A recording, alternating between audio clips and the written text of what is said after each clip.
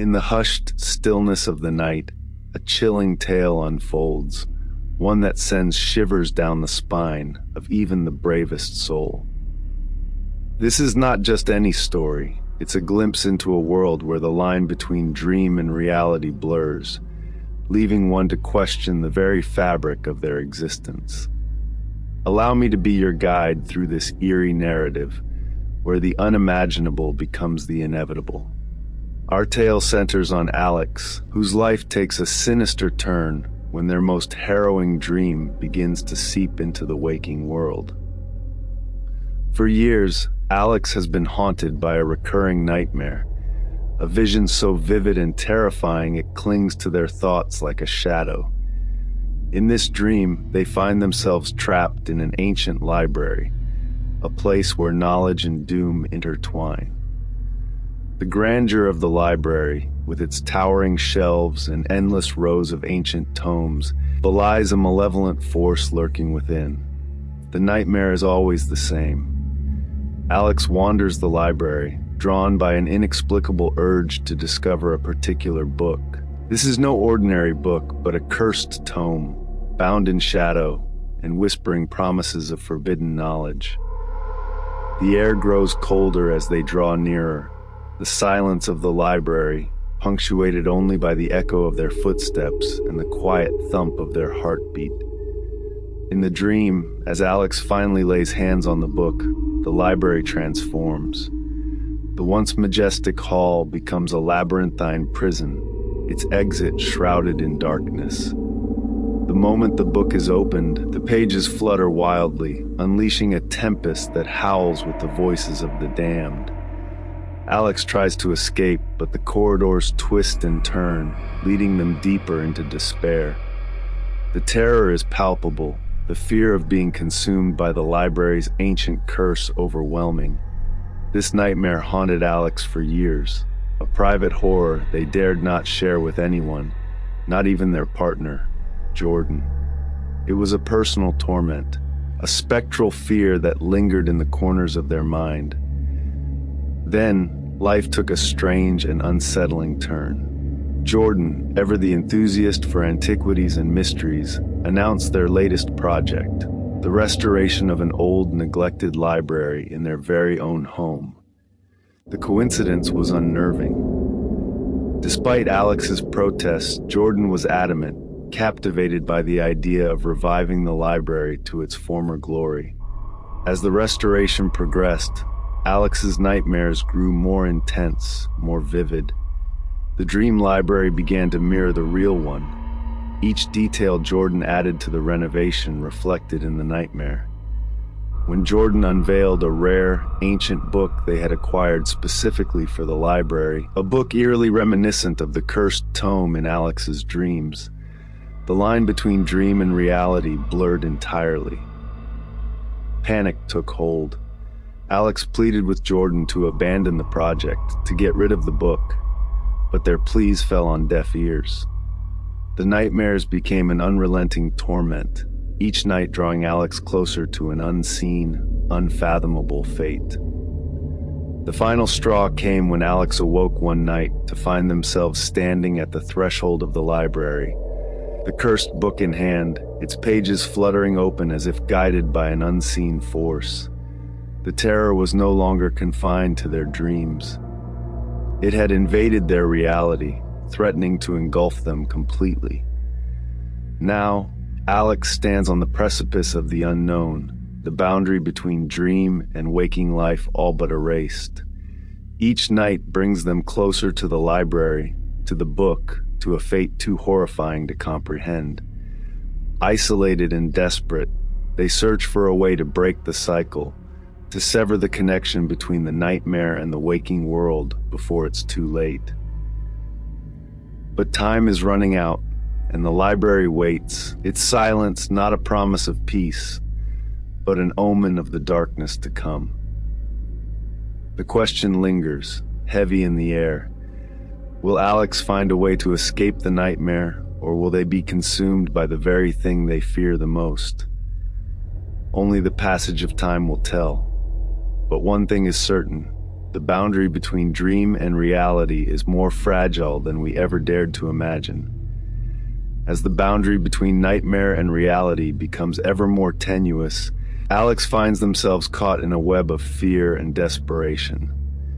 The once benign dream of the library, with its whispering pages and arcane secrets, now feels like a premonition of doom. Each night, the dream grows more vivid, more tangible, and Alex begins to fear sleep itself, for it is in sleep that the library calls to them, its allure as irresistible as it is terrifying. Driven by a need to understand and perhaps control this nightmare, Alex embarks on a journey into the depths of the unknown. They begin to research the origins of the ancient book that Jordan had brought into their home, hoping to find some clue, some weakness that might sever the connection between the dream and their waking world. Their search leads them to obscure forums, ancient texts, and scholars of the arcane, each piece of knowledge a fragment of a larger, more ominous puzzle. Alex learns that the book is not merely old but ancient, bound in shadows and written in a time when the world was young and things beyond comprehension walked the earth. The book, it seems, is a key, a portal to realms beyond human understanding. The realization hits Alex like a cold wave. The library in their home, with the book as its dark heart, has become a nexus, a point where realities converge. And it is not just any reality that seeks to break through, but one filled with malice and ancient hunger. The nightmares, then, are not merely dreams, but glimpses into this other realm, a warning of what is to come if the portal is not closed. Armed with this knowledge, Alex confronts Jordan, imploring them to understand the gravity of the situation. The argument that ensues is heated and desperate, for Jordan has become obsessed with the restoration of the library, blinded to the danger by dreams of glory and discovery. It is only when Alex reveals the full extent of their nightmares, the terror they've endured in silence, that Jordan begins to see the truth. Together, they devise a plan to rid themselves of the book, to close the portal and sever the connection between the worlds. But the book, imbued with a will of its own, does not yield easily. As they attempt to remove it from their home, the air grows thick, the shadows lengthen, and a silence descends, heavy with anticipation. The final confrontation takes place in the library, where the boundaries between worlds grow thin. Alex and Jordan, standing together against the encroaching darkness, face the book and the unseen force it represents.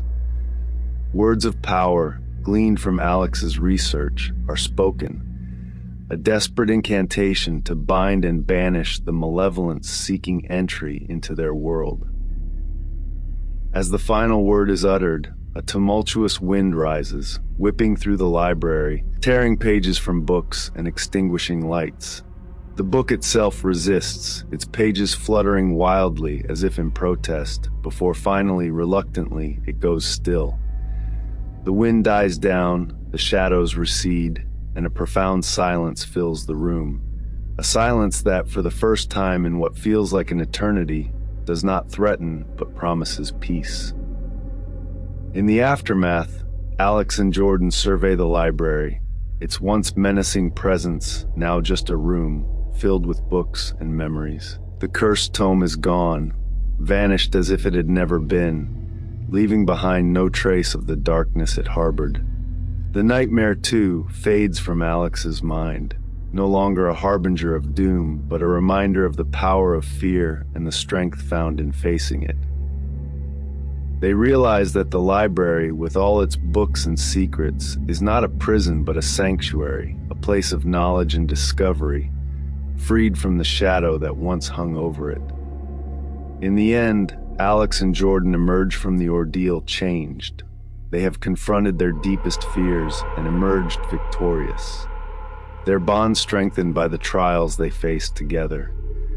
The library, once a place of dread, becomes a symbol of their resilience, a testament to the fact that even in the face of unimaginable darkness, there is always a way to find the light. And so our tale comes to a close, not with a whisper of fear, but with a message of hope. For in the heart of darkness there is light, and in the depths of fear there is courage. Alex and Jordan's story is a testament to the power of the human spirit, a reminder that even when dreams turn to nightmares, we have the strength to face them and emerge stronger on the other side. As the dust settles in the once ominous library, Alex and Jordan begin to rebuild their lives, the terror of the past few weeks slowly fading into memory. The library, now cleansed of its malevolent influence, stands as a beacon of their triumph over darkness. Life, it seems, can return to normal, or so they believe. But our story does not end here, for the universe has a way of twisting fate in unexpected directions. In the weeks following the banishment of the cursed book, Alex notices a subtle shift in the atmosphere of their home. At first, it's nothing more than a feeling, an inexplicable sense of being watched. The library, once a place of solace, now feels different, as if the air itself is charged with a silent, waiting energy. Jordan, too, feels the change, though they try to dismiss it as lingering paranoia from their recent ordeal. They throw themselves into their work, into the restoration of the library, as if by sheer will they can force normalcy to return. One evening, as Alex peruses the shelves of the library, their hand brushes against a book they do not recognize. It is old, its leather cover worn with age, but it is not the cursed tome they had banished. Curiosity piqued, Alex pulls the book from the shelf, the air around them growing colder as they do. The moment the book is opened, a whisper fills the room, soft and sibilant, like the rustling of leaves in a breeze. The words on the page shimmer and shift, forming a message that sends a chill down Alex's spine. You cannot banish what you do not understand. Panic grips Alex as the realization dawns. The book they had rid themselves of was but a vessel, a single piece in a larger, more complex puzzle. The true source of the darkness was not the book itself, but something far older and more powerful, something that had not been banished but merely bided its time. As this truth settles in, the library transforms before Alex's eyes. The walls stretch, the shadows deepen, and the books on the shelves whisper in a chorus of voices too numerous to count. Alex is no longer in their home, but somewhere else entirely, a realm where reality bends and the impossible becomes possible. Jordan finds them there, standing in the heart of the library, a look of horror etched on their face. Together, they confront the truth. The portal they thought they had closed was never truly sealed. They had only touched the surface of a mystery far deeper and more ancient than they could have imagined. The true twist of our tale, then, is not the banishment of a single cursed object, but the realization that some doors, once opened, cannot be closed. Alex and Jordan stand together, facing not just the darkness of one malevolent book, but the vast, uncharted expanse of the unknown. With determination in their hearts, they prepare to delve deeper into this mystery, to confront whatever lies beyond. For they now understand that their battle was not a victory, but the beginning of a larger war. A fight not just for their lives, but for the very fabric of reality itself. Our story ends here, but Alex and Jordan's journey continues, a testament to the human spirit's unyielding search for truth and the courage to face whatever twists and turns lie ahead. In the end, it is not the darkness that defines us, but how we choose to stand against it. Thank you for listening to my channel. It means a lot to me.